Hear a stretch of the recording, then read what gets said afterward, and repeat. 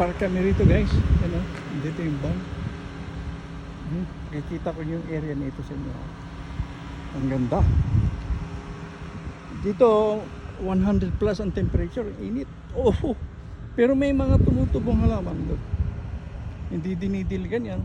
Walang tubig na required.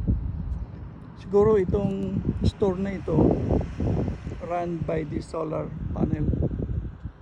Oh. Yan guys, oh. Yung area. Within 10 minutes nasa overdam na kami. Okay? Nag-stop over lang kami para pakita ko sa inyo itong area na ito. Wow! This is the border. Arizona and Nevada. Yun yung van. Ito guys, ang gusto ko makita niyo. Look at this. Diba? Look at this.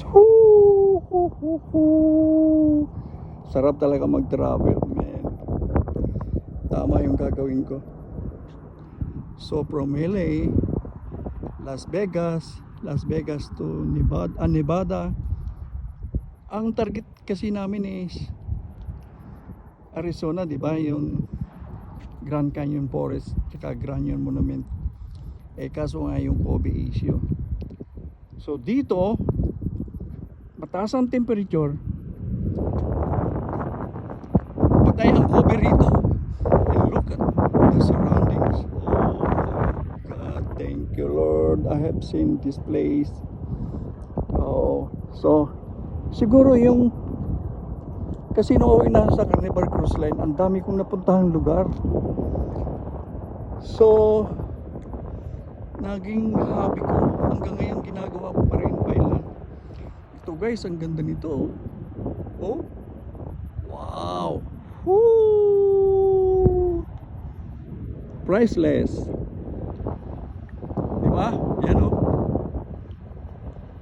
Yeah. Galing. Okay, balik na ako sa van and then 10 minutes nasa overdam kami. One of the world wonders. Okay. Ito. Kaya kung naka-install na yung solar panel mo, kahit ganito, patayin mo yung engine, open your solar panel, open your aircon on top, survives ka. Oh, sige, bye guys. Catch me next time. God bless. 10 minutes, we are in Overdam.